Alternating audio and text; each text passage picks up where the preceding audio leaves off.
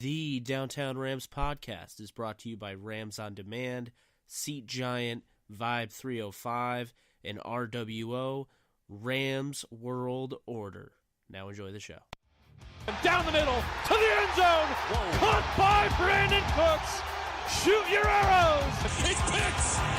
Nickel Roby Coleman throws. End zone caught. Touchdown. Tyler Higbee. Cooper Kupp plucks it out of the air and gives the Rams the lead.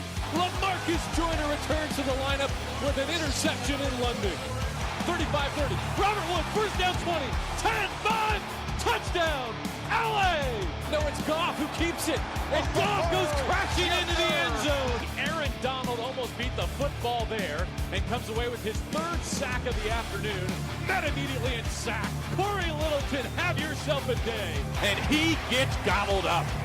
Savage has to eat it as Michael Brockers picks up the sack. He's decked by Ebukam. Picked off. Marcus Peters. Strutting his stuff.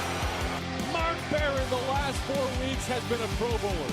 He picked off Dak Prescott into Seattle territory, into the clear. 30, 20, Farrell Cooper 10. Farrell Cooper at the goal line. Cousins sacked. Ndamukong Suh. Of all the guys, it's the rookie John Franklin Myers who knocks it out of Cousins' right hand. Todd Gurley, 20, 10. Gurley for MVP! Touchdown, LA! Back at DTR. Hey, welcome back, guys, to another Downtown Rams live mock draft.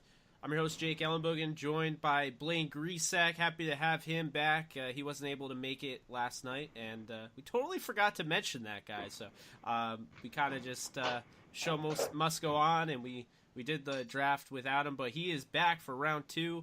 Also joined by Alexis Kraft and AJ Schulte. You can find him on Twitter at AJ Draft Scout. Thank you all for tuning in, and thank you guys for joining me. Let's get this thing going. Yeah, thanks for having us. Yeah, absolutely. So, with the 33rd pick, the Arizona Cardinals are on the clock. And, AJ, that would be you. Yeah, well, with Arizona's needs, and I mean the fact that Josh Rosen was throwing to guys like Trent Sherfield and J.J. Nelson, I need to get him another weapon. I'm going Kelvin Harmon, wide receiver at NC State. Good route runner, good contested catch guy. I think he's going to be a stud for a couple of years, or for a few years down the road. Yeah, I really like that pick. I think Arizona really needs help in the receiving core. I think they got to take the load off Fitzgerald. I mean, he's really the only guy they have there, other than Christian Kirk did all right, but he got injured last season. And I think Harmon's a guy who is going to make an immediate impact on that offense. Yeah, I like it as well. I mean, if they're going to if you're going to give Josh Rosen any chance of success, you have to give him weapons. And I mean, Fitzgerald's getting up there in age, and Harmon is a guy I like as well, just because of his route running ability specifically. Yeah, I like the pick. I mean, I think when you look again, Larry Fitzgerald, the time is ticking there. I was really shocked he came back. And then you have to look at, obviously Chad Williams, who hasn't really panned out. 3rd round pick that they got. Christian Kirk is there, and I like him a lot. Trent Sherfield is an interesting one. And, of course, they got our guy Farrell Cooper. But I think this is a great pick for Arizona. I think, if you obviously, whether, they go out and they trade to get somebody like a Kyler Murray, or they stick with Josh Rosen, which is what I believe they'll do. I think you have to get him weapons, and I think somebody like Harmon, he may not be the flashiest guy, but he might be the most consistent in this draft. So that leaves me. I'm next. Pick 34, Indianapolis Colts, and with the 34th pick in the 2019 mock draft, the Colts are going to select Jeffrey Simmons, defensive lineman, Mississippi State. To me, I think this is a no-brainer, and it's something that I would really expect Chris Ballard to do. I think they can definitely use an upgrade in the interior defensive line. But look, he tore his ACL. He's going to have to be redshirted likely. And he tore it early on, so even if he, redshirts or if he doesn't, he can still probably come back in the playoffs. I do believe the Colts are a playoff team the rest of the way as long as they have Ballard and, what they're doing there and they continue to do what they're doing. Marcus Hunt was the nose tackle last year as well as Al Woods. They're both hitting free agency. So I'm going with Jeffrey Simmons. They'll obviously need to have somebody there, before him, and they did draft, or rather they picked up Grover Stewart. So, another guy they can develop, but, Simmons is a top 15 player and, he's gonna fall in the second round, I believe, and this is a no-brainer pick for the Colts, who have $100 million in cap space. So, yeah, I really like that pick. Simmons is a guy who, obviously should be going in the first round. It's really unfortunate that he got that injury, and unfortunately, it's going to affect his draft stock. But I think it'd be a perfect fit for the Colts. I think they're working on building that defense. And I think he's kind of a person that's going to fit right in there and who, once he's healthy, is going to be an absolute beast on that line for them. Yeah, this is an absolute steal here for Indianapolis. If they can manage Simmons here in the second round, if he does drop like many expect him to. Kind of a Jalen Smith situation here where he tears his ACL before the draft, but I think they get a stud player right here in the second round. Yeah, you're talking about a top 3, top 5 potential player here. And for the Colts, who absolutely stole this pick away from the Jets in the trade last year for Sam Darnold, I think right here, this is the absolute perfect marriage. And I think Simmons on the Colts is just going to help push them even further in the playoffs. Yeah, and that leaves the 35th pick, and it seems like the Raiders have been picking the whole draft, but here we are, 35th pick. Blaine picks for the Raiders. Who you got, Blaine? I'm taking Deontay Thompson, the safety out of Alabama. The Raiders secondary, really that defense, just they need help. And Deontay Thompson, I think he's a playmaker in the secondary, somebody that can be a difference maker. And, give Gruden somebody on that defense that can take control and make plays. And I think this is a great pick. I thought it was it shocked me that he dropped to the second round. So getting a first round player here early in the second is huge. Yeah, I have Deontay Thompson as. Are you guys there? I'm here. Oh, sorry, my connection cut out. But yeah, I have Deontay Thompson as the second ranked safety in the draft, and somebody who I think is going to start right away. And I think the Raiders obviously need all the help they can get, so I think it's a good pick. Yeah, I like the pick as well. Deontay Thompson is, somebody that I think, has a lot of great value in the second round. I think if he falls, it's really going to be because, the Clemson game, seeing what he did, obviously, in the biggest game of arguably his career. We talked about this on the podcast before. That game might have actually hurt his stock, but, no doubt, he's a great player, and he's got, huge potential. And he's one of the big 3 safeties in this draft. So this is a really good pick for the Raiders as they lose, Reggie Nelson to free agency. Yeah, I'm kind of with that because the whole secondary struggled, especially over the middle. And I think Deontay Thompson, whether you play him as a single high or you play him as 2 high safeties, I think he brings you a nice playmaker who's still developing. But if this is his floor right now, I can't imagine what his ceiling is going to be in a few years. So absolutely, I love this pick. Yeah, and that leaves the 36th overall pick. It's the San Francisco 49ers. They are back on the clock. And, if for those of you that didn't hear yesterday, they ended up selecting Quinnen Williams. Or I ended up selecting Quinnen Williams. So, with the 36th pick of this draft, I'm going to take Devin Bush, linebacker, Michigan, for them. Because, fact of the matter is, I really, obviously I liked, Reuben Foster but he's gone. And now they have Mark Nizocha, a guy that I can't even really pronounce his name. He is now hitting free agency. Elijah Lee is, a solid player. I'm not thrilled by him. Dakota Watson, guys like Brock Coyle. And then, of course, I really like Fred Warner, but then Malcolm Smith, I think is a, average to, below average player. So I think you add Devin Bush, you gain, some more athleticism. Obviously, he's a hard-hitting player. I think he's going to be a playmaker for them. And you talk about the range, him and Fred Warner will cover a lot of ground. So I really like this pick for them. Yeah, I like that pick too.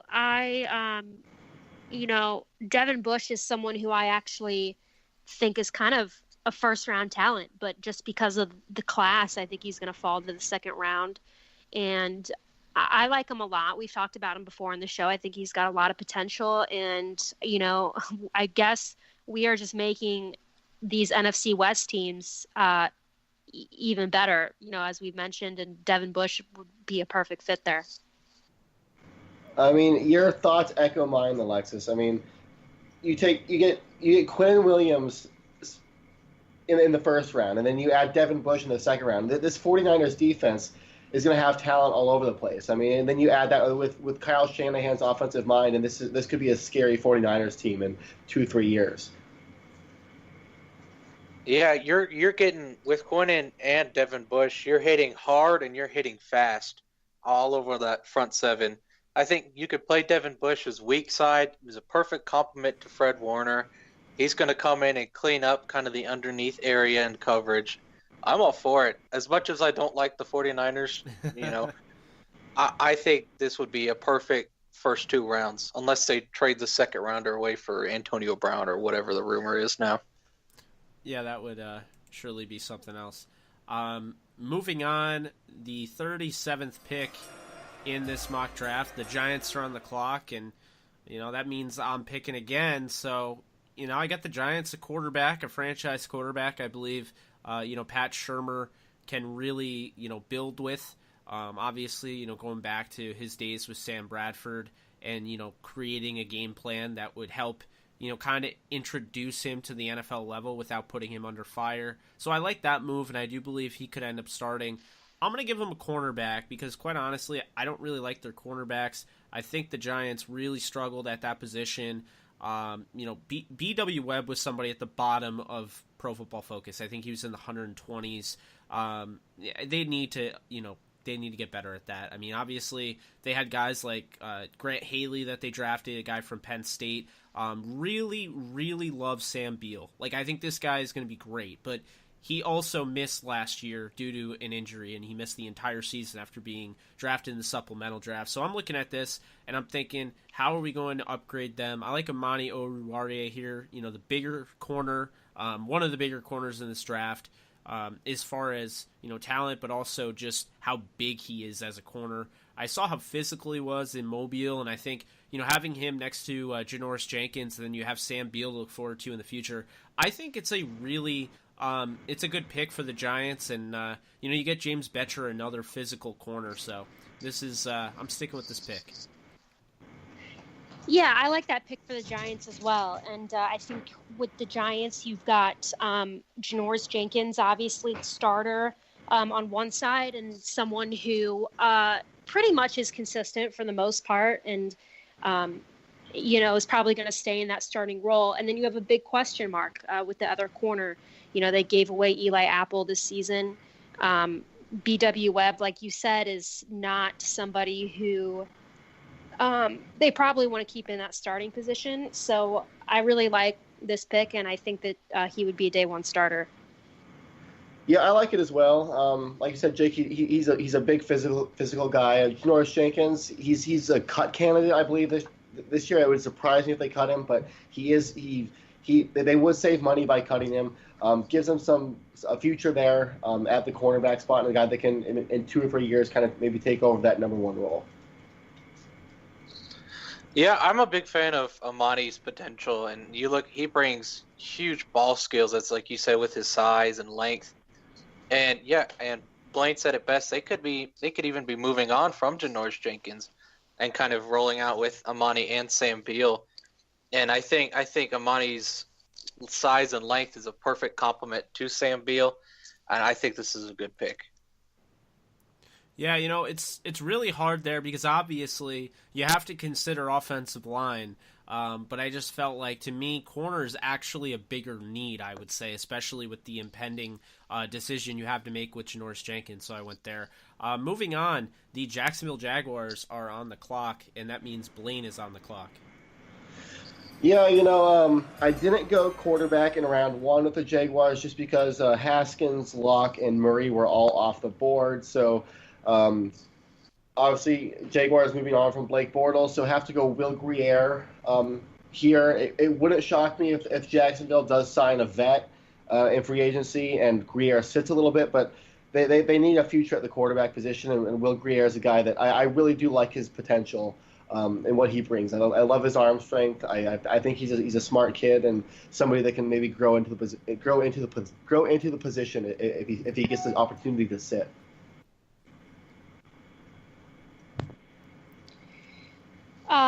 Yeah, I think that Jacksonville is most likely going to get Nick Foles. But I think that taking a quarterback in the second round is also something that they could still do if they do that. And I think Grier would be a good fit. I think that's a good quality pick with the 38th overall. Yeah, I like Grier. He's somebody that I think hurt his stock at the Senior Bowl, but this is a good pick nonetheless for the Jaguars. I mean, this is somebody that can really test deep down the field. I believe he's a solid deep ball thrower. He's obviously got to get better at the little things, especially his mechanics are a little wacky, but this is somebody, if you get a Nick Foles, you're not getting him for the long term, I don't think. You're probably signing him for a 2-year deal, probably similar, echoing, a Case Keenum-like deal. So, I think you add Will Grier to this mix. He starts in 2 years, and now you're talking about guys like having D.D. Westbrook and DJ Chark, and, I don't know who's going to play running back because it seems like they're out on Fournette, but they have a lot of pieces out there, young wide receivers.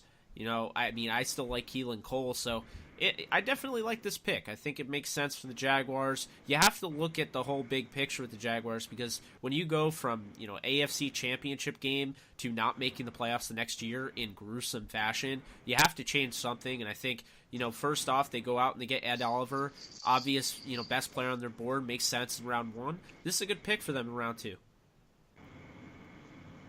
Yeah, well, I think somebody influencing this pick would probably even be like Jalen Ramsey, because he was upset for almost the whole season on how they were doing things.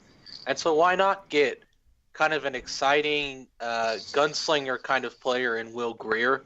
And as you said, you could sit him behind whatever vet they sign, if that's Nick Foles, if that's Ryan Tannehill, who knows. He could sit and learn behind somebody like that and refine the smaller things, like you said. So it's a good pick for the future from Jacksonville.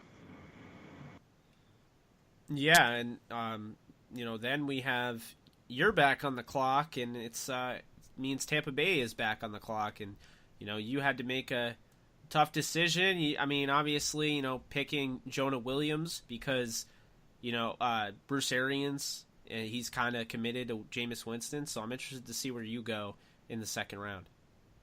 I went offense on the first pick, and you took the corner I had on the board here. So I'm going to go with a position you can't have too much of. I'm going to go pass rusher. Give me Christian Miller out of Alabama. This guy is bendy for days. He's really refined in the pass rush. So I think his injury will kind of hurt his stock, but I think nabbing him here in the second round is perfect. And I think he can play either with his hands in the dirt in a 4-3 or in a 3-4 as an outside linebacker kind of role like he did at Bama. I'm excited about it. I got 2 Alabama guys, and I couldn't be happier. Yeah, for sure. Jonah Williams in the first round and now Christian Miller. That's incredible for Tampa Bay. Those are both great picks, and Christian is a guy who I think is an absolute beast, and I'm a big fan of him. And I think he's going to really boost that Tampa Bay defense, and I think it's great value right there. I think it was a good pick. Yeah, I know a lot of people, really started to like Carl Nassib. And, look, I get that. He was kind of the darling on the Hard Knocks and everything, but I mean, you can replace somebody like that. And when I look at Christian Miller, obviously I see 6'3", 240. I see a guy with he's obviously got some good he's got good size to him. The 49ers are going to play a 4-3. So, I like the bend. You mentioned it earlier. Makes a lot of sense. I mean, I like his burst, right off the ball. And I think really he sets the edge very well. I really like his hand usage. And really, somebody like that, I think, is really going to be able to help Tampa Bay. I mean, they shelled out all the picks and the money for JPP. So why don't you go and you grab somebody next to him? Yeah, I think the tools for Christian Miller are there. The injury does kind of turn me off a little bit. I don't think he has as high of a ceiling of a guy that you're looking to get early in the second round. But if they can develop him, the potential is certainly there. Yeah, there's always an if when you draft guys like that. They had somebody similar last year. They have had Tim Williams before, and then they had Sean Dion Hamilton. So I think it's another one of those interesting, their linebackers / edge guys kind of, all fall in that role. But moving on, we have the Buffalo Bills back on the clock. They took DK Metcalf and got themselves a receiver for their young quarterback in Josh Allen. Let's see where Blaine goes with this one. Yeah, I am going Yanni Kakuse here in the second round. I gave him DK Metcalf in the first. They have to build around Josh Allen. They obviously invested a lot in him last year, and he did have an up and down rookie year. So I think that they have to go all in this year. And Kakuse is a guy that he's nasty at the line of scrimmage. He's a guy that defenders don't want to go up against. So that's what I went here with them. That's my thought process here with Buffalo. Yeah, I totally agree with that thought process. You got to give Josh Allen better protection, and he's a guy who I think will go at the end of the first round, or at least has the talent to go there. And I think the Buffalo Bills will really benefit from having him on their line. Yeah, I mean, to me, I don't think you can hate this pick. I mean, you're getting Josh Allen, more protection. I mean, you committed to Josh Allen, so, getting him a receiver and then getting him a tackle. I mean, obviously, Deion Dawkins, I think he does a great job. I think he's one of the better left tackles that isn't often mentioned. But then, obviously, Jordan Mills is hitting free agency, so you have to consider that. And, I mean, Jordan Mills isn't a great player by any stretch, so you would want to, update that. And I think grabbing could just moving him to right tackle. I think it makes a lot of sense. I will say I was really bummed that he wasn't at the Senior Bowl, so I was really looking forward to seeing him there. But I think he had an injury, so he wasn't able to go. Moving on, the Denver Broncos are back on the clock, and they, they're right up there, for a team. I mean, obviously picking Drew Lock, and now Blaine has got them again, so let's see where they go. Yeah, back-to-back exciting picks for me, going offensive line again. I'll go Chris Lindstrom here out of Boston College. The Broncos' offensive line the last couple of years has been pretty shaky. Last year they were playing a lot of guys. They need consistency here, and Lindstrom's a guy that I think can play on the inside from day one. So that's why I went Lindstrom. Yeah, I really like Lindstrom. I think the Broncos' offensive line has been atrocious in recent years, and I think Lindstrom is a guy that's going to contribute right away, and someone who I think and you're going to have to correct me if I'm wrong, can play multiple positions on that line. But either way, I think he's still a great pickup. Yeah, I agree as well. I actually like their offensive line a little bit. I mean, I like Connor McGovern. I think he's a little underrated. Ronald Leary's pretty good, and I really like Garrett Bowles. So, and I know they do as well. So you grab somebody like Chris Lindstrom, and you can kind of fill him right in at center and let Matt Paradis go. So I think that actually makes a lot of sense. you are kind of, I mean, obviously they have Jared Valdir who also hits free agency, but I think this pick makes a lot of sense for that reason. Yeah, I'm a little surprised you went offensive line here, just because. I mean, I love Lindstrom. I wasn't thinking this would be their biggest need, but I think what you guys are saying is correct. Lindstrom can kind of slide all over the place, and I think he'll add a nice toughness and really good pass protection to the Denver offensive line, whoever the quarterback will be next year. So I like the pick. Yeah, I do as well, and we move forward. It's the 42nd pick, and that's the Cincinnati Bengals. Having a little bit of a hard time here because, I think they could go multiple ways, but I'm going to go Ohio State defensive end Draymond Jones. I just wrote a profile on him. I actually like him a lot. He just doesn't make sense for the Rams, so I think the Rams listeners out there, they should know that. But, really, they're losing Michael Johnson, and regardless, I don't really think Michael Johnson is the guy that moves the needle anymore. I think he's kind of gone downhill. Sam Hubbard is somebody and obviously Jordan Willis. I know, Blaine loves Sam Hubbard, and Jordan Willis is very talented. But, I really think that they could use another guy, and I think Draymond Jones, his athleticism here, probably a first-round pick, when April rolls along. I think it makes a lot of sense. I mean, he is going to be somebody that struggles in, stopping the run. And I totally get that. But he can rush the passer. He's got great range where he can go sideline to sideline in no time. And it's honestly impressive because when you see a guy that big, you're not used to him being able to, track down a ball carrier 20 yards out. But I don't know. I seem to like this pick, and I like the Kyler Murray pick I made earlier. I think you kind of have to change the things you're doing. Otherwise, you're going to continue to go 8-8, 7-9, 9-7, and really never hit your goal, which should be everyone's goal, the Super Bowl.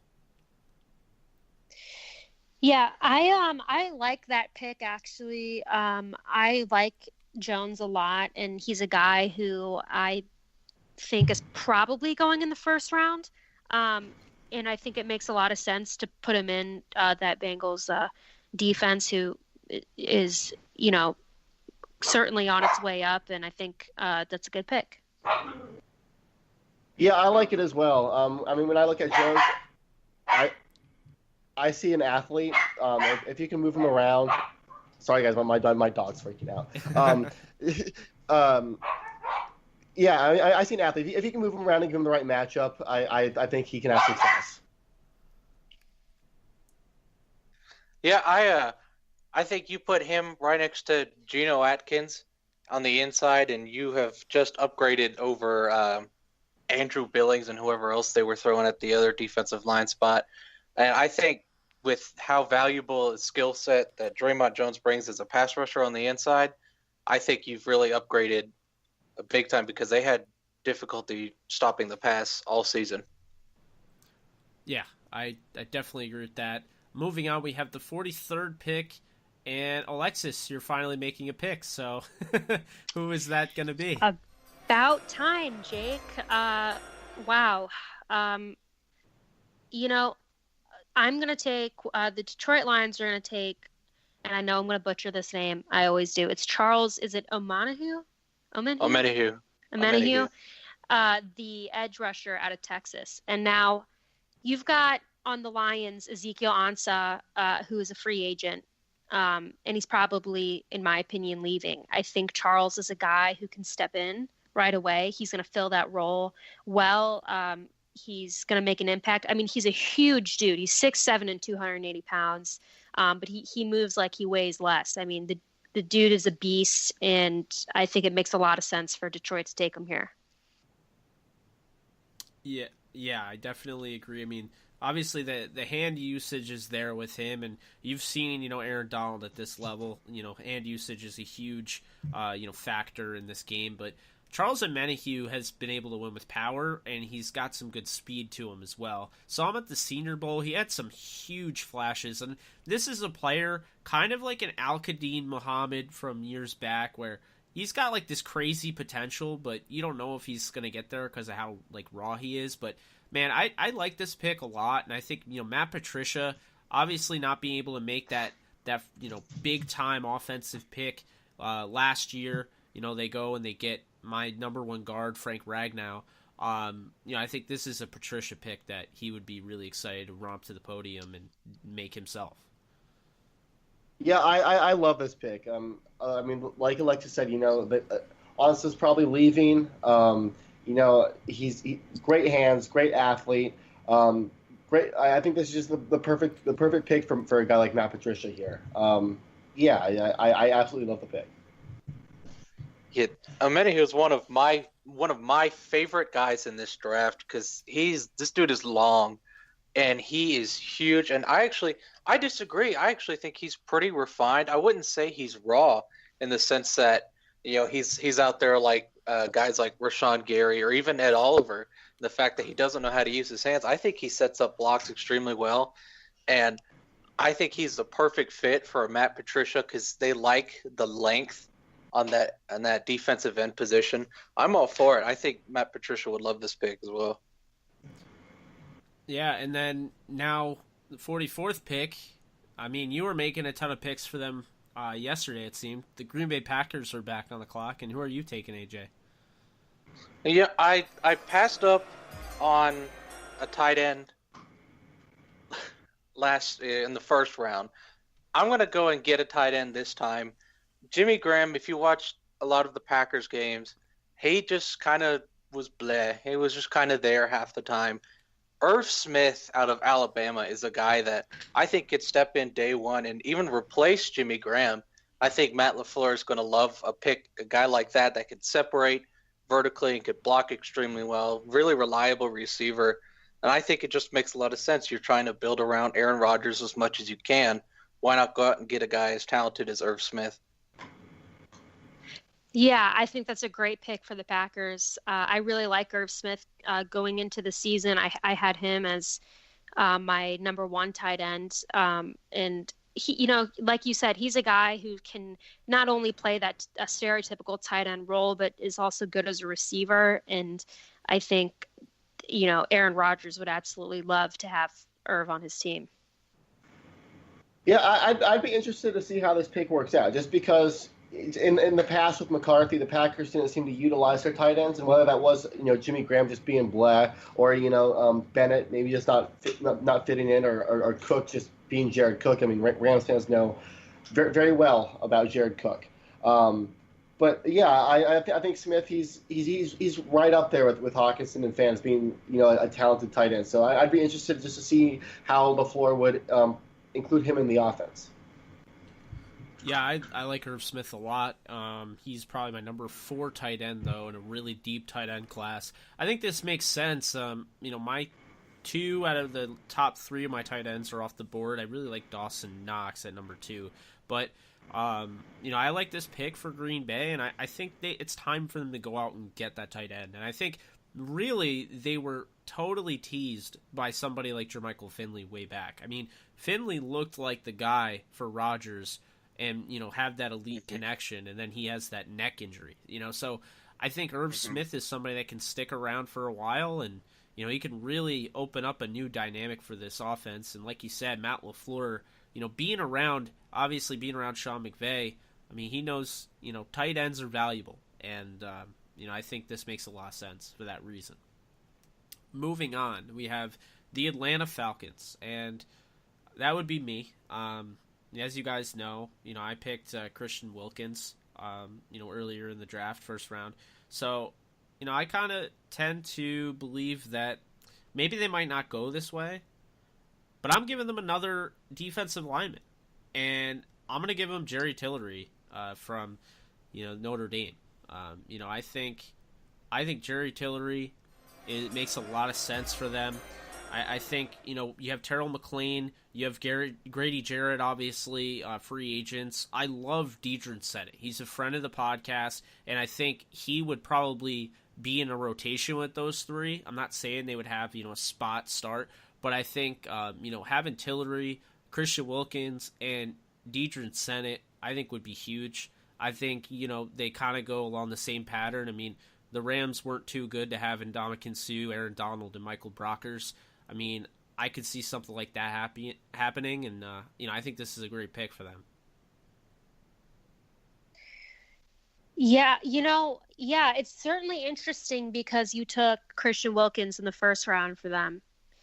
And if it, Tillery is probably a first round guy. He's certainly a first round talent. So that would be absolutely scary if Atlanta had both of those guys in the tackle position. And it certainly would be possible because they've got a lot of question marks right now with free agency. But yeah, interesting. Not sure if that's something that they would do, but it would be something that would be very interesting if they did. And I kind of like it. Yeah, I like it as well. It's like Alexis said, it's an interesting pick. But like you said, Jake, you can never have too many pass rushers, too many guys on the defensive line, and Tillery certainly would add a lot of talent to the Falcons defensive line that could be losing Jarrett here in the offseason. Yeah, I do agree that with the loss of Grady Jarrett, you kind of have to replace that interior pass rusher, and you did a good job with Christian Wilkins in the first round, and now you're going to double down and take another interior pass rusher in Jerry Tillery. And I agree. I think you've got a really good and young defensive rotation up there in the middle, and I think as Tillery kind of develops, because he's a little raw in terms of the leverage and all that, but once he develops down the stretch, I think this Falcons defensive line is going to be even scarier than they were before. Well, that's good. I nailed the pick on a really bold decision. Moving on, we have the Washington Redskins. Blaine is picking, and he's on the clock. Yeah, I am going with one of my favorite wide receivers here in this draft class. I'm going Hollywood Brown out of Oklahoma. The Redskins, they've put a lot of investments in Josh Doxson and Jamison Crowder, and Doxson really, he's shown flashes but hasn't really shown it on a consistent basis. Crowder isn't the number one wide receiver. They need to add talent here at the skill positions, and I love what Marquise Brown brings to the table. Fast guy, definitely can hit the home run.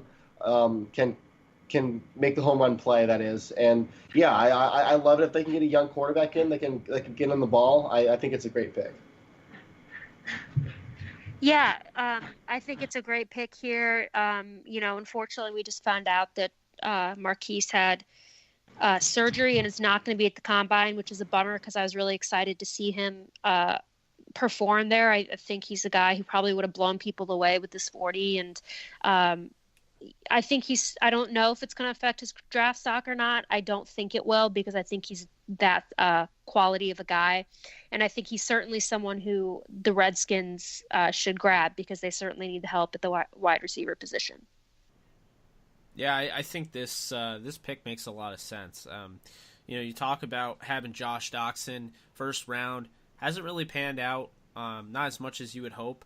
But you still have somebody on the outside with that height. And then you have, Paul Richardson, who, he needs to, gain a little weight, but I think, he's tall enough, and I think he's a solid, pass catcher, and they sign him long term. And then you have, Chesson from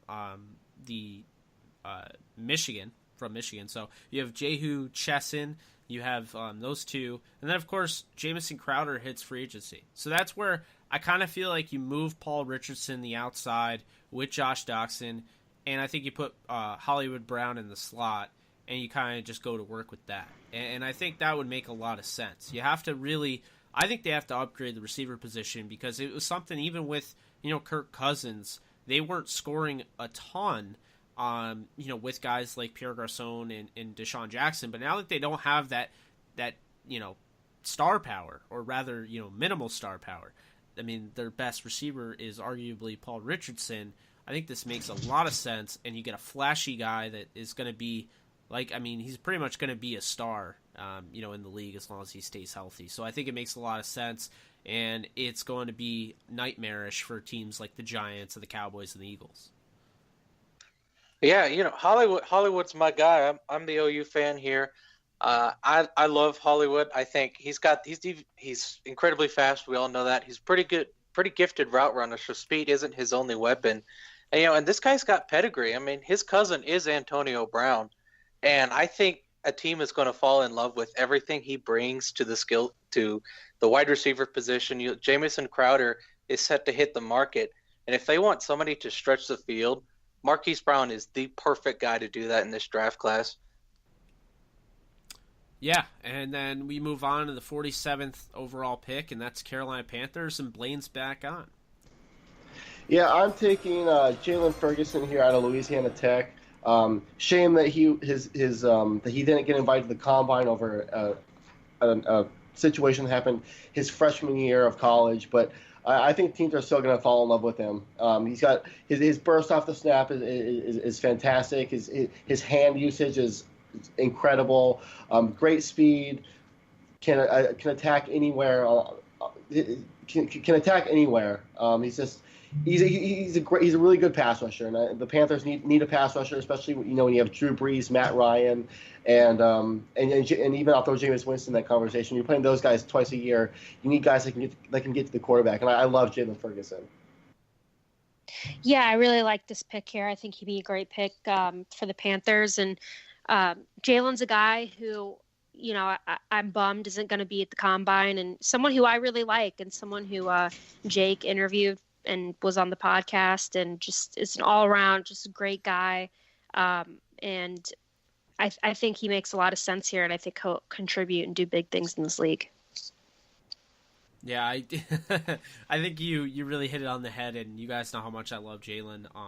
Getting to meet him at the Senior Bowl and then interview him on the podcast, it's been a lot of fun. But make no mistake, this isn't just a feel-good story. I mean, he's a really great kid, but he's got a lot of NFL talent, and I mean, he's kind of similar to Marcus Davenport. He's kind of that type of player. So I really like this pick. Obviously, you have somebody like Julius Peppers, who is leaving, likely. I believe he is retiring. So, he's been around forever. You grab Jalen Ferguson, you upgrade that position, and you just go full steam ahead. They already got Greedy Williams in the first round. So you add Greedy Williams next to, Dante Jackson, and then you have, Brad Berry out there. I think this defense is starting to kind of, form its own new identity, and I really like this pick because of it. Real quick, just someone tweeted me saying Ferguson will be at the combine. That's not right? He was disinvited. He's not allowed. I don't think he's allowed to test. Basically, he won't be shown on TV, but he will be at the combine to do medical checks and the interviews. Oh, okay, that's probably what they mean then. Mm-hmm. Interesting.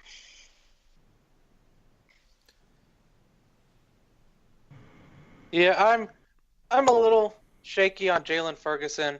I do agree that they do need to upgrade the pass rusher position. Ferguson to me is just kind of more of a rotational guy, but you already have guys like Mario Addison there, who is a really good pass rusher, and it's not like you need to go out and grab Nick Bosa to upgrade a front that has Kawan Short and Mario Addison up there. So, and with Julius Peppers retiring, you need to just throw as many bodies as you can get up there, and I think Jalen Ferguson will be a perfect guy for that. Yeah, so moving on, we have the 48th overall pick, and that is the Miami Dolphins. And that is Alexis. So, with this pick, the future of Miami, the quarterback spot is up in the air. And we don't know what they're going to do. We don't know if they're going to take somebody in the offseason. We don't know if they're going to, draft somebody. My assumption is at this spot that the Miami Dolphins, if he's available, are going to take Tyree Jackson, the quarterback out of Buffalo. And I think that they're going to take him because Tyree is the guy who, Jake, I know that you really like Tyree. I've spoken about Tyree before on here. I'm not really sure how I feel about him, but I can give him credit where credit is due, and the fact that he's a dual threat quarterback. I think he's got a lot of potential. I think he's somebody who I don't see starting right away, but somebody who I think can learn and develop their skills better and eventually become a starter in this league. And I think Miami would be very interested in taking him if he's available with this pick.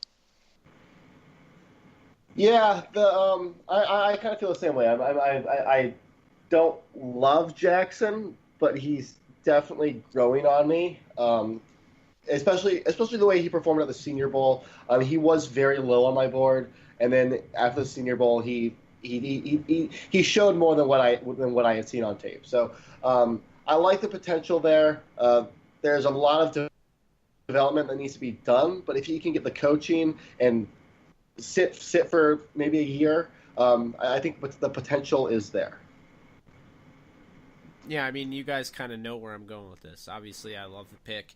Makes a lot of sense. Miami is going to be a team that is really interested in Kyler Murray, and they might have to trade up because of it. But, I think the reason, I mean, you have a new coach now. Brian Flores is the head coach, and while he's a defensive-minded coach, it doesn't mean he's going to neglect the offense. That's not how it works. So, I think this makes a lot of sense. Tyree Jackson, you saw Josh Allen start last year. I think if Josh Allen started, I think Tyree Jackson could start. I'm not saying he would have the same impact as Allen towards the end of the year, but I do think, he could start. I think obviously his arm can bail him out as well as his legs.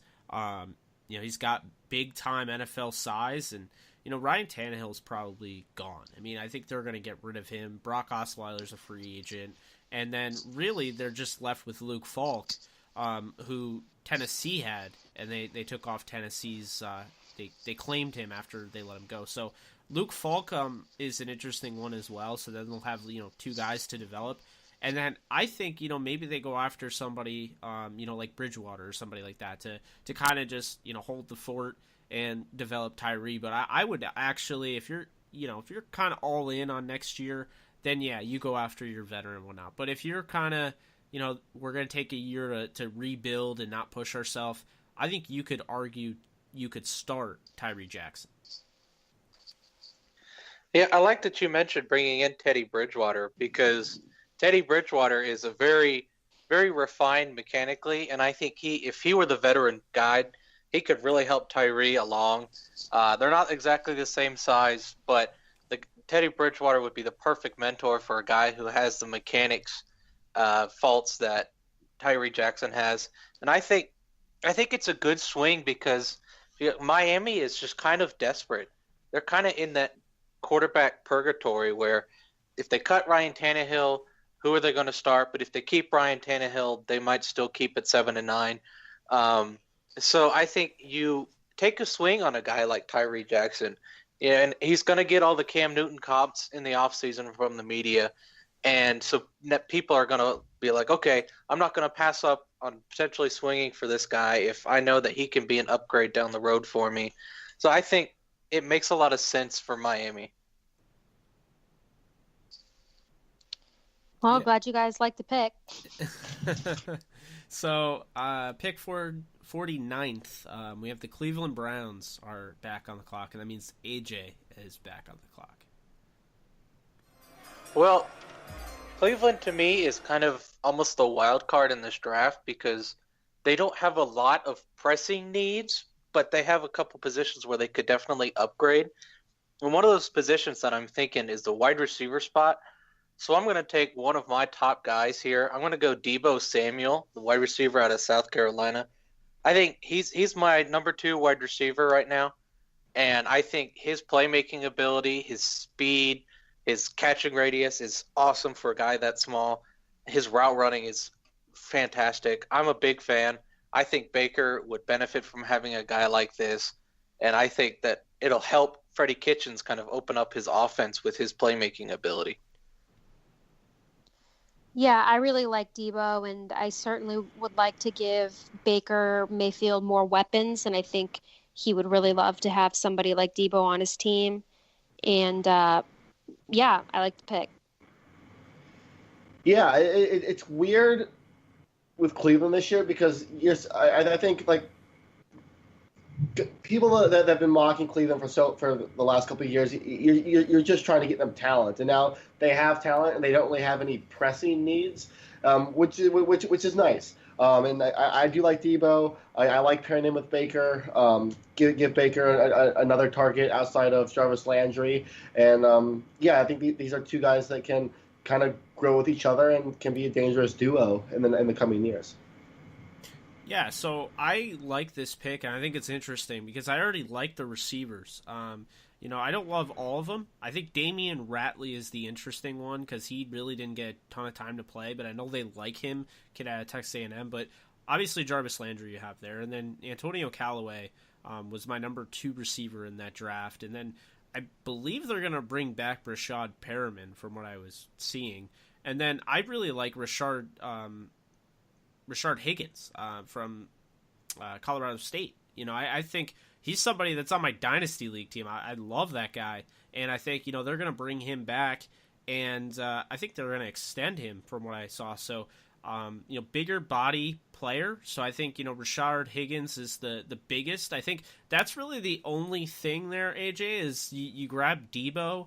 And they're kind of small at that position. So I guess, it's made up obviously because they have Njoku, but I do think that's interesting how a lot of their guys, you talk about Jarvis Landry at, around 5'11", and, Antonio Callaway 5'10", Debo around 5'10", 5'11". So I think that's interesting there. See, in my defense, I don't think Perriman is back. I think they're going to let Perriman walk. And they don't need Perriman. Yeah, and from what I'm hearing from a lot of Browns guys is Jarvis Landry, they were thinking about cutting him after the next year. And so, because they have a contract out with him and if they might want to get younger. And so I was just thinking with right now and in the future, I think Debo presents a very good playmaker now and heading into the future with Baker. Yeah, I definitely hear you there. Moving on, you're back on the clock. It's the Minnesota Vikings, and we talked about the offensive line, and you went out and you got him an offensive lineman. So, will that trend continue? Yes, absolutely. I'm going full in on the interior. I'm going with another Oklahoma guy. I'm going with Drew Samia, the guard. I think Samia is a first-round talent. He is super smooth, super feisty. I can't rave enough about him, so I'm going to kind of let y'all talk because Samia is one of my guys. Obviously, he's from OU. But I think you put him in here, you've now got an interior core of Pat Elflein, Garrett Bradbury, and Drew Samia, and that will open up holes all over the place for Dalvin Cook and can finally protect Kirk Cousins. I think it's an interesting pick because, like you mentioned, the Bradbury pick in the first round. I like going guard again in the second round. I'm not sure how I feel about Drew Samia. He's somebody who I have going a little bit later, but I still think he would fit in that spot, and it certainly, I think, is critical for the success of Minnesota this year to protect Kirk and to help Dalvin Cook.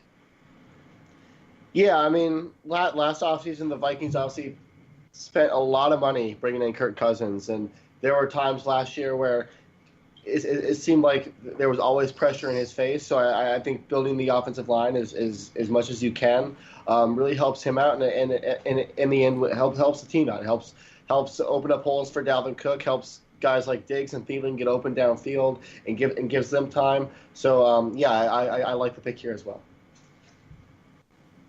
Yeah, Drew Samia is actually kind of surprising for me, AJ, because I was at the Senior Bowl, and while I was interested in Drew Samia, I found Ben Powers to be more of the entertaining, stonewalling type of guy. So I don't know if I would draft him this early, but it's kind of funny. It just, like, my take anyway. Like, I saw Ben Powers look like the better guy. But you're the OU guy. You watch all the games. I've only seen, maybe 3 games of each, so I'd probably lean Powers, but you've seen probably 40 different games, so I'm not doubting. You can't go wrong either way with these two. I just love Samia's footwork. I think he's a little more refined in pass protection than Powers. But Powers is certainly a mean dude, and I can understand the appeal there. he was very good at the Senior Bowl. I was actually pleasantly surprised by how good. Yeah, he was one of the best. One of the highlights there. But moving on, Blaine, you're back on the clock, and you're picking for the Tennessee Titans. Yeah, this is actually my last pick of the mock draft too. So I am going with Hakeem Butler, wide receiver out of Iowa State. I think that Marcus Mariota has been good. He hasn't been great. He's somebody that I think a lot of people are on the fence about, myself included. I'm ready for him to take the next step and be the quarterback that a lot of people expect him to be, and so I'm all in on Marcus Mariota this year. Getting him a legitimate weapon on the outside. I love Hakeem Butler, big body on the outside, red zone threat. He's a dominant force that will give cornerbacks trouble, and give Mariota a legitimate weapon that hopefully can help him raise his game. Yeah, I love this pick. I agree that Mariota needs to be given more weapons. I think it would be absolutely incredible to land Hakeem Butler, especially if they take Noah Fant, like you did, I believe, in the first round for Tennessee. And Hakeem is a guy who I vividly remember watching an Iowa State game. I believe they were playing Northwestern, but I could be wrong. And he was making out-of-this-world catches left and right, and a guy who I think is going to be a star in this league, and it would be a huge pickup for the Titans to get him at 51. Big, physical, big body receiver. I mean, I really like Hakeem Butler. I think he could end up maybe going in the first round depending on his combine.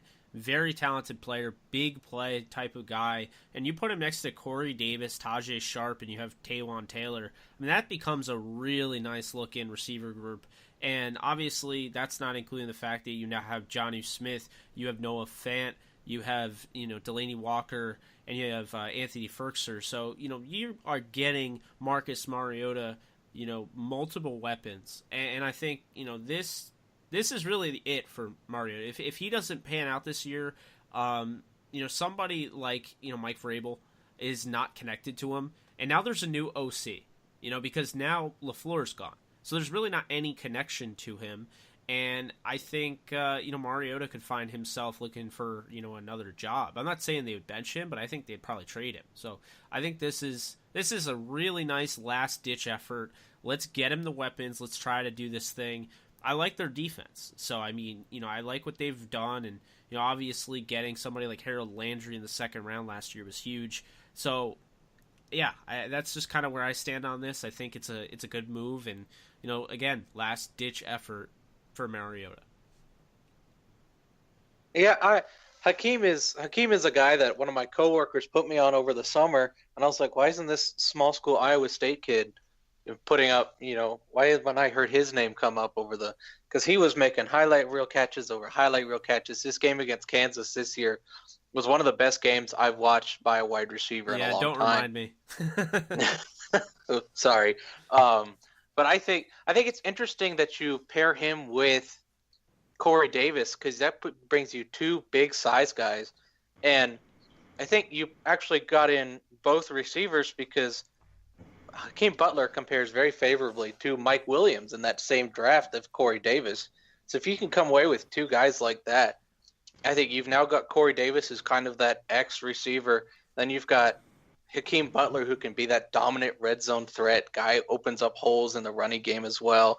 I like the pick as well. I think Hakeem is going to be a stud for Mariota, and he can actually kind of bail him out a little bit on his throws.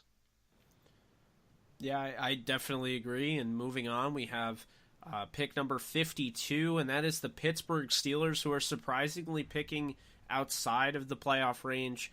They just missed the playoffs, and last round I gave them a cornerback, and it was Byron Murphy, somebody that could play next to Hayden. I didn't really like their corners. I don't really like their linebackers either. LJ Fort played a lot, last year, and he actually is a free agent.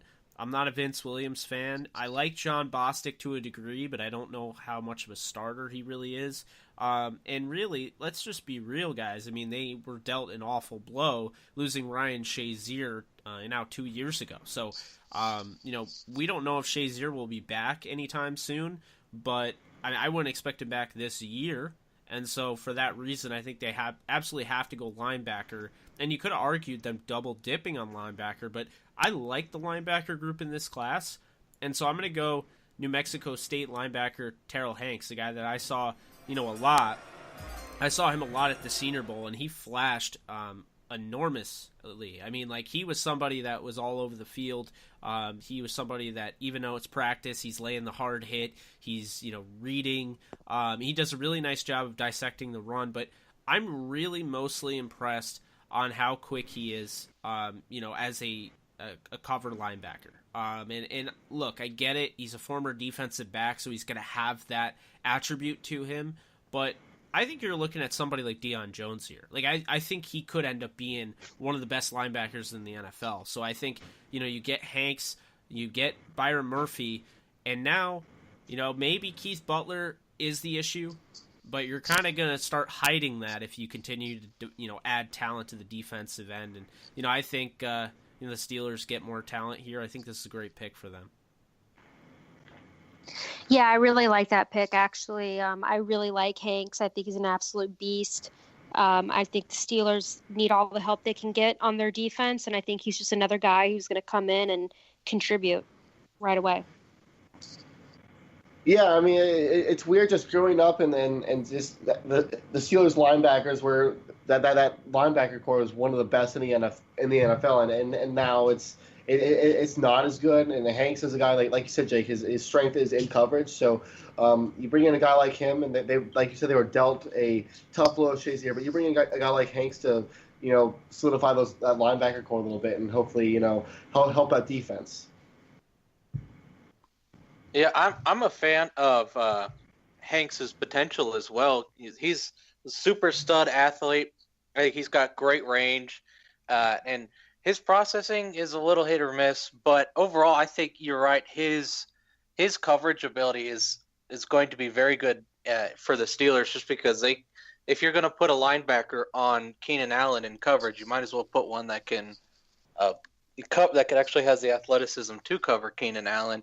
I think Terrell Hanks is a good move now when you're trying to maximize Big Ben's Super Bowl window, and also for the future as well, with hopefully Ryan Shazier comes back and they can then have a really, really good linebacking core.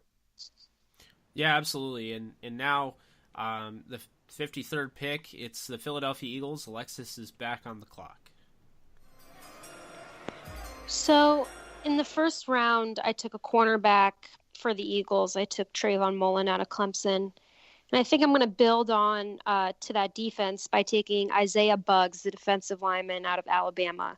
He's the best defensive lineman on my board right now, who's left. And I think he'd be a great addition to that line. And I think the Eagles certainly are a bit in rebuild mode with that defense. And I think he's a guy who can help with that fresh start there. Yeah, I like the pick as well. I mean, they probably lose Bennett here in the offseason. You put him next to Fletcher Cox. That certainly makes things a lot easier. You did address the secondary there in the first round, which I like. So yeah, I mean, this defense is one that's in rebuild mode a little bit. They're looking to add some pieces just to solidify things. Yeah, I like Buggs. With him, it's all about consistency. If you pair him with a coach like Schwartz, I think Schwartz is going to get the most out of him. Yeah, so I like this pick. I actually wouldn't have minded them double dipping on defensive back. I think you absolutely nailed it in the first round. With Trayvon Mullen, I wouldn't have mind double dipping and getting a guy like Chauncey Gardner-Johnson or maybe a Jonathan Abram. But I think this pick definitely makes sense. And Isaiah Buggs is kind of somebody that just didn't really get talked about as much because it's kind of like Deshaun Hand, where they kind of get lost in the shuffle of how great all those players are, on the defensive side of the ball. I mean, everyone's looking at Quinnen Williams, and you don't really see Bugs, but he's also doing his job. And I thought he had a pretty good Senior Bowl, so I like this pick. Yeah, and you look, the Eagles are trying to save, because right now they're in the red in the cap room, and I think in the offseason they're probably going to cut Michael Bennett. He's probably gone, and then probably end up cutting Jernigan as well. And so you bring in a guy as powerful as Isaiah Bugs. I mean, this guy's mitts. He can lay the lumber on an opposing offensive lineman. So I think you can kind of help him, and him next to Fletcher Cox. Cox can kind of take him under his wing and be a tutor for him. So I like the pick as well. Yeah, it's funny that name. He just sounds like a aggressive defensive lineman. But moving on, we have the 54th pick and the 55th pick. So it looks like AJ is picking back to back here, and 54th, you're on the clock. Well, I went offensive line for Houston in the first round when I took Jawan Taylor. I'm going to still go all in on the offensive line with both picks. My first pick, I'm going to go with Andre Dillard, offensive tackle out of Washington State. I think this guy has excellent footwork, and they need to protect Deshaun Watson as much as they possibly can. Andre Dillard can be a really stud pass protector in the future, so I like Dillard coming in and sliding in at left tackle with Jawan Taylor at right tackle, and that gives you a really young, talented group of bookends. With 55, I'm going to go Eric McCoy, the interior offensive lineman out of Texas A&M. I think Eric McCoy had a very good game against Quinnen Williams. I like his anchor. I like his versatility as well, can play center and guard. And I'm fully committed to rebuilding this offensive line, and now I've got 3 really stud offensive linemen to build with the future. I mean, I will say it's bold to take 3, take an offensive tackle in the first round and then go and take another one and inside guy in the second. But with a team like the Texans, it's not something that you can rule out happening because they really, really need a better offensive line. The 3 guys that you've taken are probably starters right away. And I think, it's interesting and it honestly might work. Well, I don't think it will happen, but I think it's something that would really benefit the Houston Texans, and I'm sure that Deshaun Watson would absolutely be thrilled that this happened. Yeah, I find it to be an interesting tactic as well, but yeah, I mean, Deshaun Watson was running for his life all of last season. So they've got to be able to protect him, especially with him being the franchise guy. And like Alexis said, I think these are guys that they can come in right away and start, and that's exactly what the Texans need. Yeah, AJ, I gotta say, I mean, you're literally saying no one is gonna touch my quarterback, and after losing, in the first round of the playoffs, being the home team, and losing your rival nonetheless, I just think eventually that starts to weigh you down. Like, how do we make sure that never happens again? I mean, the Rams had that taste of defeat at home against the Falcons, and they made some bold moves. This is bold. I mean, this isn't like going out and trading for Marcus Peters and Aqib Talib bold, but this is bold to grab 3 interior offensive linemen, and I like it because I like Nick Martin. I think he can be a solid center, and then I would like Julian Davenport moving him maybe in at guard. And then you also have Martinez Rankin. So when you add all of these guys together, I mean, you're talking about one of the better potential offensive line in the league. And I think that's going to be huge for somebody like Deshaun Watson, who is great, rolling out. I mean, he can, make off-schedule throws, but he's also pretty good in the pocket. And you give him time, he's going to make you pay. Maybe they'll give him more time this year. I think Eric McCoy, Andre Dillard, and of course, Jawan Taylor, I think great picks all around. But moving on, we have the 56th pick, and it's the New England Patriots. They are back on the clock, and that means AJ is back on the clock. How controversial do you want to get here with 56? Like, don't do it. He's burning the barn down. I know exactly what's going to happen. I am I am tempted to just light our Twitter mentions up right here. And you know what? I'm going to do it. I'm going to go with Riley Ridley out of Georgia. Of course. You look at everybody the Patriots have set to hit the free agent market. They've got Hogan. They've got Cordero Patterson, Philip Dorsett, all of those guys leaving. You get Riley Ridley, who I know is a controversial player.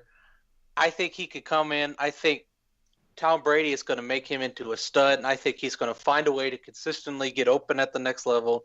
I like Ridley's potential and his fit in this New England offense. Well, how do I handle this? I kind of like it. I think I like it because it's the Patriots, but I guess good pick. I don't know. I can't get involved in this. I can't. It's going to take me a full 15 minutes to process this, so I don't know. What do you guys think about this? I mean, I think AJ brings up good points. I mean, they're probably losing Hogan. Dorsett's probably gone. Patterson's gone. They need to. I mean, Tom Brady can basically make anybody look good. But I think if they can take a guy like Ridley in the second round here, it's certainly a need for them. And Ridley's a talented player. I guess I'm higher on Braxton Berrios than all of you guys are. No, I'm kidding. But, I look at this and I think, wow, AJ's just trying to really, rustle some feathers out there. But, and I did just tweet it out. So, just I'm literally drafting a tweet right now, just ripping into him. Just y'all can come at me. I've seen it before, honestly. By the way, his handle is at AJ Draft Scout. So if you want to go yell at him right now. All right. If I get any all caps tweets, I'm just Well, we're trying not to use the block button today. But anyway, so here's the thing. For those of you who aren't really well versed in the draft world, Draft Twitter, and also if you don't know what Draft Twitter is, it's basically just a Twitter community full of NFL draft scouts, amateur, pro, whatever.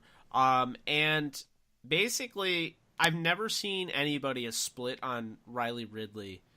I've never seen anybody split on a prospect the way everyone split on Riley Ridley. It's like love, hate, like, don't like. He's not a guy that's like, oh, okay, this guy's all right. But look, I think, with New England, I think they are going to bring Danny Amendola back to pair him with Julian Edelman. I think that they'll get Josh Gordon eventually. I don't know how long he'll be suspended and whatnot. I don't think they bring back Chris Hogan. He was abysmal in the Super Bowl. I don't think they bring back Philip Dorsett because I don't think Philip Dorsett moves the needle. And Cordero Patterson would be an interesting one, but I don't really think they bring him back either. I think you have to look at them, grabbing somebody like a Pierre Garçon, somebody that just is likely being cut. So you get him. And then you sign Riley Ridley. To me, that's what I see happening. Draft Riley Ridley. I wouldn't do this. I wouldn't go out and get Riley Ridley. I'd probably try and, I'd probably go after a safety here. And as a matter of fact, I'm going to say his name again. Chauncey Gardner-Johnson is still available. And I absolutely believe the Patriots would get him, pair him with Duke Dawson. But I think... nonetheless, you made a bold pick, AJ, and I guess you're going to have to live with it. I debated on Chauncey for both the Houston and the Patriots, but I kind of like the Patriots secondary enough where I can go, you know what, I'm going to go out and I'm going to replace a position that I am going to have a lot of turnover at, and I had to go with Ridley, y'all. I mean, I had to bring some life to this.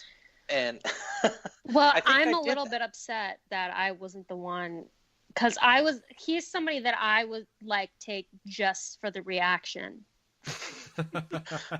Okay, it played a very very large amount of weight into my decision on who I wanted to pick. So since you took him, Jake, I'm curious. You want Chauncey Gardner-Johnson, right? Yeah, probably. I would take him at 31 if he's there for the Rams, but we won't get into that just Well, yet. I'm just trying to figure out who, I'm just trying to weigh my options because I am up next. Of course you are. And of course I mentioned it to the Eagles. Of course the Eagles have another pick. Oh, wow, I really set myself up. Pick 57 is the Philadelphia Eagles, and Alexis is about to break my heart again. So, Jake, you don't deserve this, but I'm actually going to be nice because I don't think that the Eagles are going to take Chauncey Gardner-Johnson here. I'm going to take Paris Campbell, the wide receiver out of Ohio State. I think the Eagles, they already took a corner in the first round. I took a corner for them. I took Isaiah Buggs earlier this round for them, and I think the Eagles are a team that other than Alshon Jeffrey, they don't really have like a standout wide receiver, and I think that's something that they need and something they've been missing. So I think they're going to take Campbell here. No, I mean, Alexis, you're 100% correct. I mean, they have Alshon Jeffrey and Zach Ertz, and that's it. I would honestly prefer them take Campbell with their first pick here in the second round and going Chauncey Gardner-Johnson with this pick, Hey. just because I think that fits their needs a little better. But I do like the Campbell pick. Aguilar has been very up and down. He has not met that first round potential that he hasn't lived up to that first round potential that where they drafted him. So you get a guy like Paris Campbell that he can make the big play happen. He's a big play guy. Great route runner, I think. And he'll make life easier. He'll take some of the pressure off of Alshon and open things up there, as well as I think make life easier for Carson Wentz. It's funny. My friend Ben is listening to the podcast, and he just texted me, and he was like, "You should have taken Gardner Johnson just to make Jake mad." But hey, you know what? You owe me one. I owe you a lot of ones, but anyway, so True. So all right, so with this pick and you taking Paris Campbell, I'm gonna be a little mean about this pick. I don't agree with it. I don't think he's the best receiver on Ohio State. I would actually, lean Terry McLaurin is better. I would say an interesting spot. I'll just say this right now. Bold prediction. I mean, Patriots will draft Keelan Doss. So I think they're going to draft 2 receivers in this draft. And I think one of them is going to be Keelan Doss. But I think he'd be an interesting pick. Maybe a little too early. But I'm not really the highest on Paris Campbell. I like J.J. Arcega-Whiteside there as well. So there are other guys that would have gone. That's about as mean as you're going to get from me. So yeah, I mean, I don't hate the pick, but I probably am like meh with it. I mean, you like it better than me taking Gardner Johnson, I'm sure.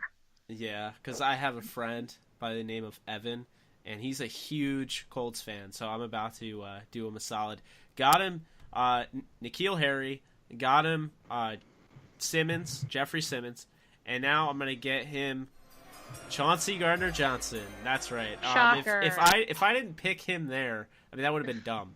But, I mean, then again, I picked the next 2 picks, so I would have gotten him either way.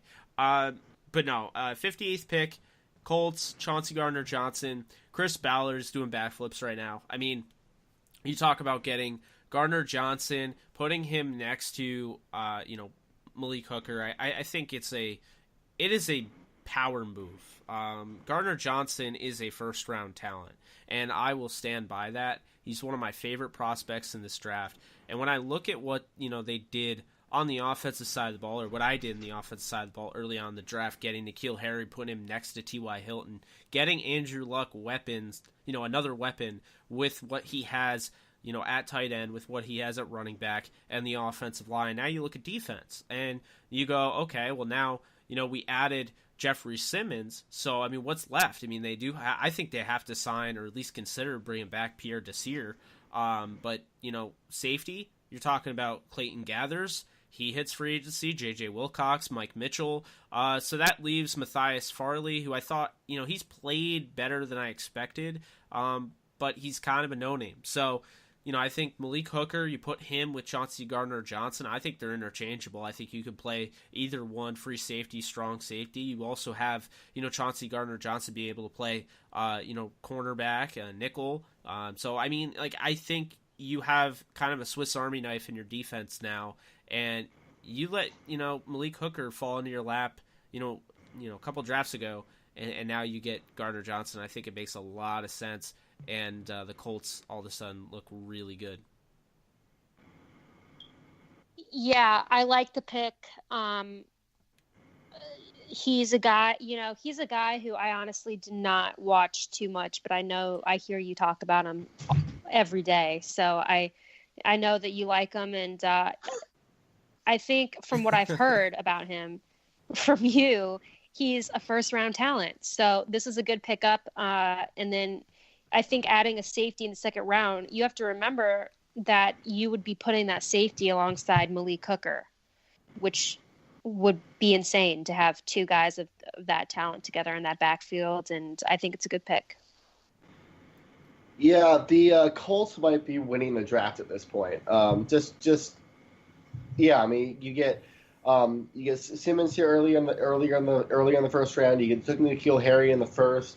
Now you get Chauncey Gardner-Johnson, who he brings the size, athleticism, the range, the ball skills, the versatility.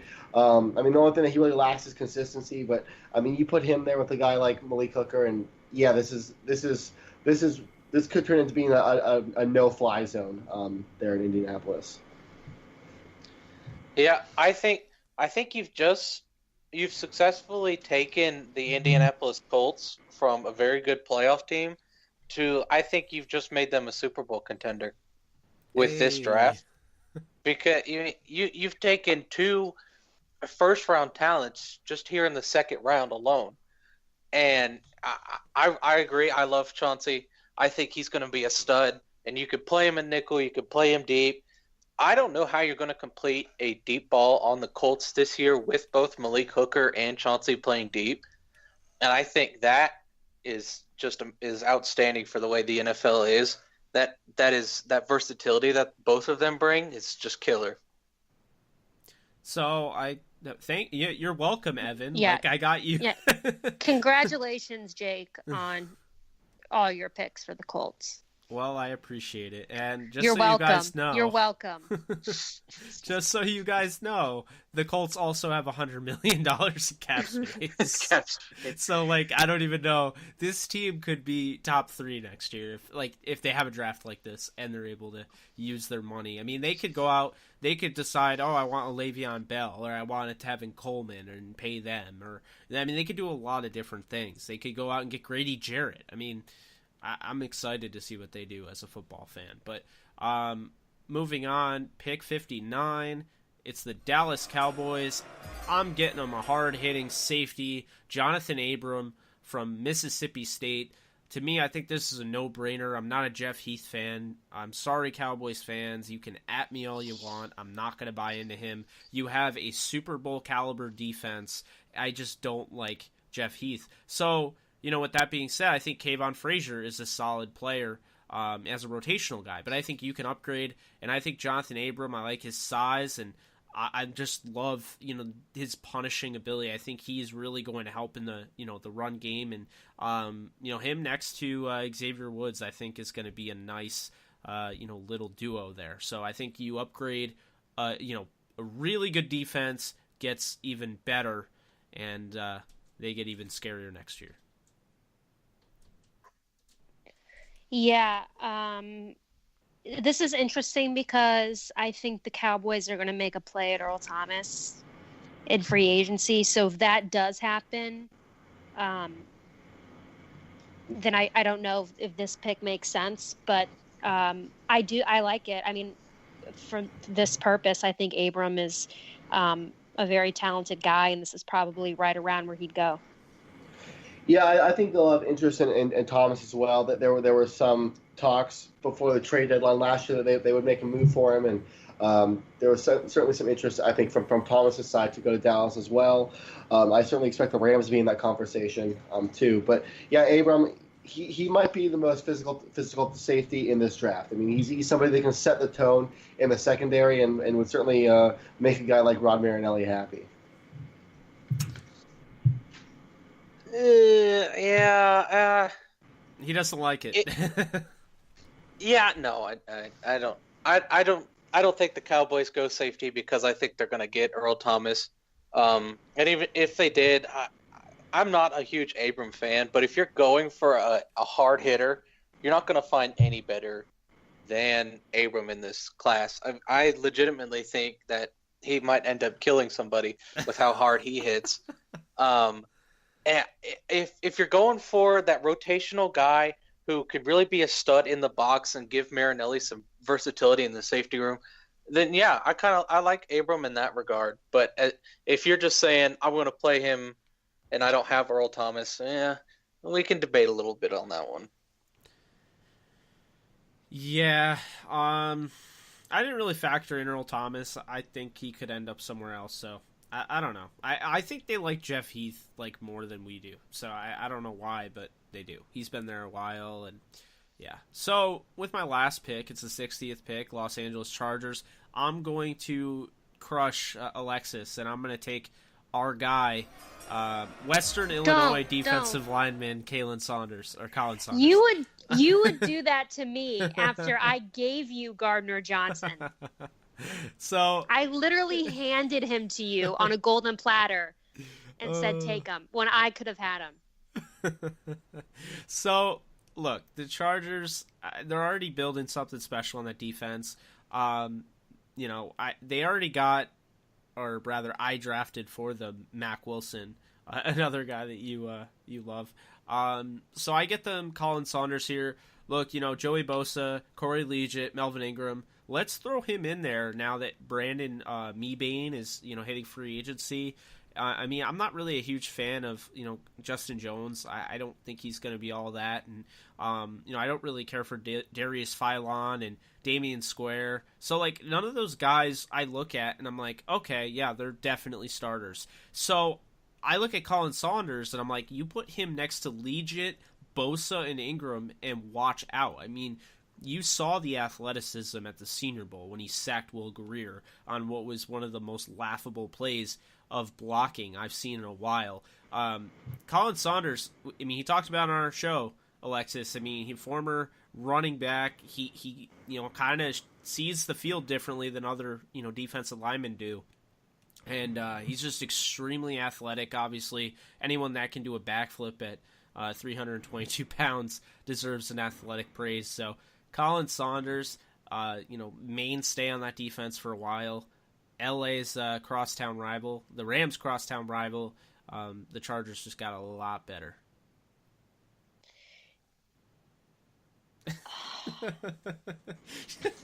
What am I supposed to say? Like, what am I supposed? Great pick, Jake. I mean, we all know that this is a good pick. Congratulations. No, it is a good pick. He's incredible, and he's amazing, and he's gonna really add a lot of talent to that LA Chargers team. And I'm really happy that he's going right now. Wow. Was that convincing? I think we should just rewind the podcast and let Alexis take Chauncey Gardner-Johnson with the Eagles pick, and then we can just continue from there. But I like the pick here as well. I mean, like you said, Jake, you pair this guy, you pair Saunders with Bosa on that defensive line, and then I mean you took Mac Wilson in the first round, and you have Melvin Ingram as well. This is a scary front seven. Yeah, especially with the rest of the AFC West and the offensive lines being kind of iffy. I can't imagine being a quarterback. I mean, imagine being an offensive lineman and they're gonna tell you to go block these guys. I'd be like, no, I'm kind of done with this. We could throw somebody else out there. I love Saunders. For the first time I saw him against North Dakota State, he's a stud. I think the Chargers just got even scarier, and that once you retooled that front seven, and man, I think they could challenge New England for the Super Bowl. I wasn't trying to win the draft, but it looks like I've already won you guys over on the Colts and the Chargers. Okay, thank you. Next, who's up? Looks like it's Wow. Well, that's it for Alexis me picking. doesn't So it's 61st overall, and it's the Kansas City Chiefs, and now it's Alexis. Okay, well, I was gonna take Saunders, so that sucks. So here, I'm gonna take Dakota Allen, the linebacker out of Texas Tech. I actually really like Allen a lot. He's a guy who I think is probably going to go closer to the beginning of the second round. And I think the Chiefs' defense this year was kind of a nightmare. You had such an incredible offense, but their defense was just sad. And I think Allen's a guy who can really contribute to turning that around.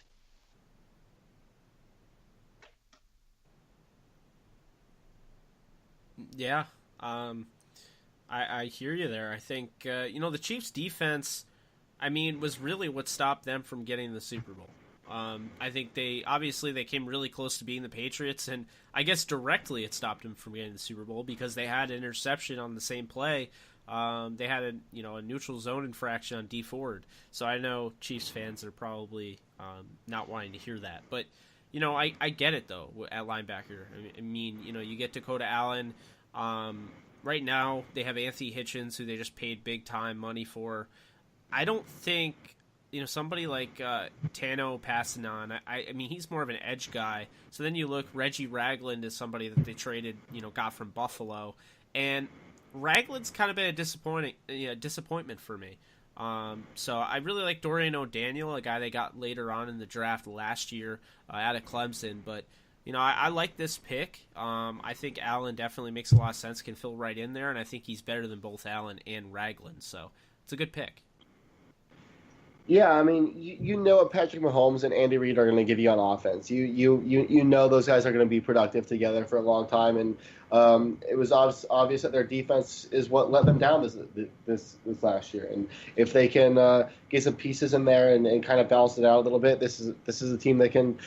They challenged New England for the Super Bowl last year, and they can certainly do so again this year. I mean, Allen's the guy that he's smart, he's fast. And yeah, I think he gives them a very talented piece on the defensive side of the ball. Yeah, I think you mentioned Dorian O'Daniel, and I actually like these two together because they kind of get with Dakota Allen. Allen's got athleticism for days, which projects nicely into the NFL as usual because he's got the range. Dorian O'Daniel and him could be kind of rangy cover guys over the middle. So, yeah, I mean, you look the Reggie Ragland and Anthony Hitchens just aren't really moving the needle for me, and these two together can be really nice picks, not just for now, but for the future. All right, so that means Alexis, you're back on the clock again. 62nd, the should have been, I guess the should have been NFC champions, New Orleans Saints. I don't know. I guess how dare you? If we're counting, petitions, I guess in an alternate dimension, the New Orleans Saints went to the Super Bowl, so they're now picking. And with that, the New Orleans Saints select Renell Wren, the defensive lineman out of Arizona. I think the Saints are a team that have very few areas they need to improve on. Honestly, they're a very talented team. They have a lot of talented guys. This is one of the few positions I think that they can upgrade at. And Wren is a guy who I like a lot. He's actually from St. Louis, just like my guy Saunders is from St. Louis. So I'm going to take Wren. I think he's a good fit here, and I think he'll be a starter on that team. Yeah, the Saints have really drafted well the last couple of years, and so yeah, I don't see a lot of huge pressing needs for them. But Wren is the guy that he gives them another body on the defensive line. He has a good first step, and yeah, he's the guy I like here late in the second round.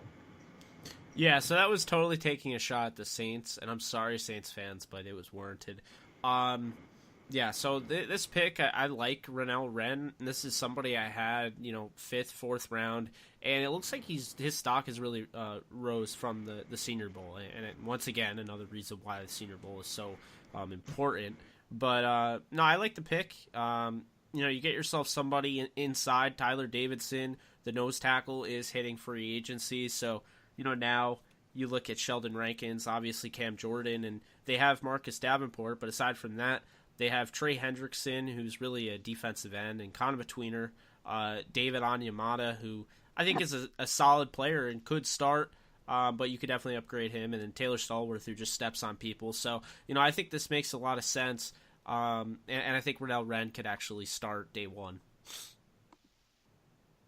Yeah, I think the Saints are now loaded on the defensive line because, last year when I was watching the Saints over the summer, I was like, this Saints defensive line is really good. And now with Davison hitting free agency, they've kind of got that hole at nose tackle, like you were saying. And Wren is a perfect fit there. He's got the power, super long dude. And his first step right off the ball is amazing for a guy his size. Huge radius. I think he's a plug and play right up there in the middle. And now you've got Jordan, Rankins, Davenport, and Wren. I mean, that is a awesome defensive line. Yeah, and I'm actually up again, right, with the Kansas City Chiefs. Yeah, it would be the Rams pick, and they trade this pick away to the Kansas City Chiefs in the Marcus Peters deal. So it was one of those next year they're going to give up a second round pick, and this is next year. So Chiefs and Alexis are on the clock.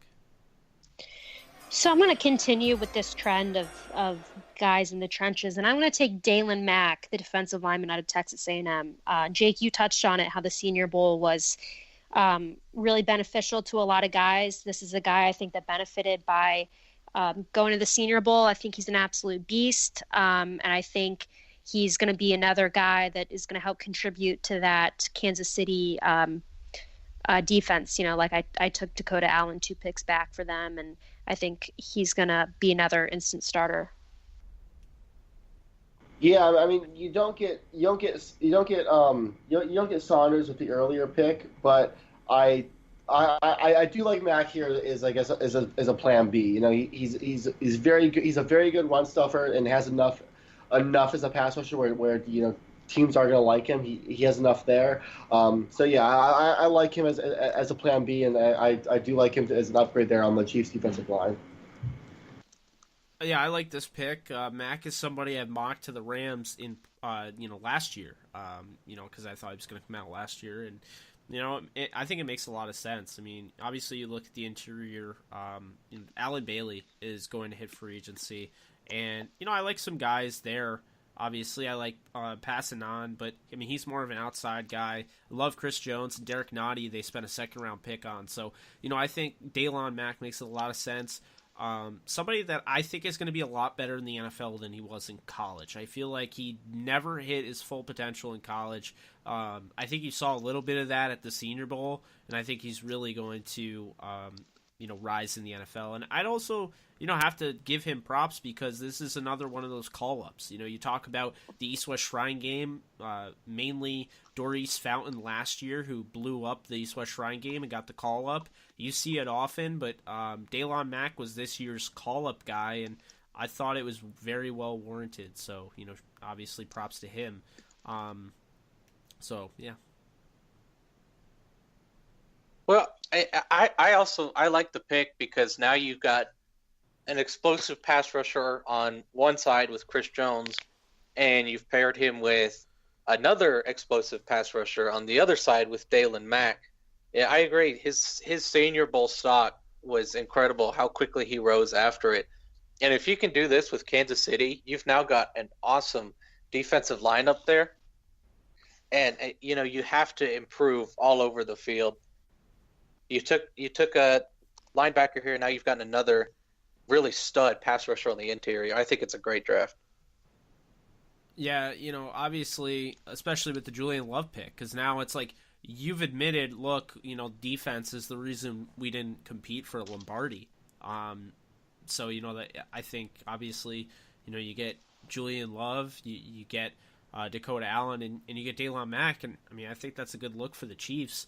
But moving on, we had the final pick of this mock draft because we're only doing 2 rounds. Man, I really want to do a third, but it would just be way too much. And maybe we'll do, another mock draft closer to the draft. So stay tuned for that. But AJ, you're on the clock with the Patriots. Finish this off. How controversial do you want to get? No, I'm just kidding. I'm kidding on this one. No, I was just teasing you on the last one. Sean Oakman. The Patriots. They just made the Super Bowl. They're just kind of restocking and reloading on almost every position. And, they don't have a lot of needs. But one thing that's standing out to me is that Trey Flowers is set to hit free agency. And outside of that, their pass rush is kind of, So Dietrich Wise is kind of okay. But overall, I have to take a defensive lineman here who I think is just screaming as the Patriots pick. I'm going to go with Zach Allen out of Boston College. Lengthy, physical dude with absolutely perfect technique for his size. I think for his size, he's actually pretty quick. I wouldn't say he's the most flexible or athletic guy out there, but I think he's a real tone setter on the defense. And now you've boosted another Super Bowl run by adding a guy like that to your defensive line rotation. Yeah, I really like this pick. I really like Zach Allen in general. I think he's a great fit for the Patriots. And like you said, they just won the Super Bowl. They're going to be looking to go back. And I think he's one of the key pieces for them to do that. Yeah, I like the fit as well. I think this is a guy that he gives 110% every snap. He's a guy you can move around on the defensive line. Just a great fit for New England, I think. I can see this for New England, but I'm not really a huge fan of Zach Allen, and I've been seeing him mocked to the Rams a lot at 31. So, any Rams fans that are listening, I'm not really a fan of that. I think that'd be an awful pick. But at 31, but yeah, I don't think he's a bad selection here. I think he got a little overhyped, and then the Senior Bowl, you kind of saw him, and he was a little exposed at times. I would lean here, and I'm surprised you didn't go this way. I would have gone with Dexter Lawrence, who's now fallen in the 3rd round with this pick. So, I think it's an interesting one. I think it's. I think Zach Allen is the type of player. Boston College senior. I think the Patriots are likely to go after somebody like that than Dexter Lawrence. But I think Dexter Lawrence would probably be the better player. But nonetheless, that's the draft. I mean, what are your guys' thoughts? Because this has been crazy. We've never done anything like this on the podcast. Me, I think we all did a really good job. Were there some things that I would change, knowing that Jake would backstab me? Yes, there are. But I think overall, we did a good job, and I think we hit teams' needs. And it's interesting because, like you mentioned, we might do another one of these closer to the draft. So it's going to be interesting to see how after the combine and free agency and trades, how things play out. Yeah, I had a lot of fun with this. I think it's always interesting doing mocks just to kind of see, what different analysts are thinking for different teams in certain spots, and it kind of gives you an idea of, how the draft just might play out. And yeah, I look forward to hopefully doing another one, maybe a full 7 rounds as we get closer to the draft. Oh my God. 7 rounds. I've said it before. I would do the 7 rounds, like legitimately. Honestly, yeah, same. Like we could do a whole week of just draft. I think you would. I think it'd be a lot of fun actually to do something like that. And I think it'll be interesting to see how the parallels develop after free agency. The week of the draft. But my trouble is with mock drafts. I do one, and then the very next day something happens. So like last year. I submitted a mock draft, I published it, and within 2 hours later, the Rams traded for Brandon Cooks. And I was like, oh, okay, well, this is a problem. But I think it'd be interesting to see the parallels from now until then, the week of the draft, and see if we're higher on any players, if we're lower, how the team's needs will change, and so on. Yeah, it's funny though with like the Brandon Cooks thing because it just seems like every year, you like a player, and I know other teams don't have this feeling, but like I always felt like the Rams weren't bad enough to ever, I mean they were a couple of years, but they were never like really really bad with Jeff Fisher until his last season. So they were constantly picking 13th through 16th and or 10 through 16, and really right there it's like well your favorite prospect's going to go 8, or you're picking 16. I mean that's the worst. You're in the middle of the draft and you miss out on all of like the elite pass rushers, for instance. So last year they picked 23rd, and I'm looking at Marcus Davenport there, and I'm looking at Jair Alexander and hoping his medical. People look at that and they're like, oh, they get scared away. But I was, people kept saying Jair will be there in the second round. I was like, no, he's going early. I mean, I think he's the best cornerback in the draft. And sure enough, the Packers pick him, and then you have the Saints trade a first-round pick. So they trade this year's first-round pick for Marcus Davenport. So, it was pretty crazy last year, and it's always pretty crazy. And, I guess this is just why, mock drafts. I mean, I know people complain, why do you need so many mock drafts and yada yada, but, I think it definitely makes a lot of sense if you look at it the right way. I mean, I think, sometimes people get offended. AJ, I've seen it with you. People get offended when you mock somebody somewhere. And it's like, what you do has no impact on what another team does. So yeah. they may even look at what you're saying. I talked to, some Ram scouts.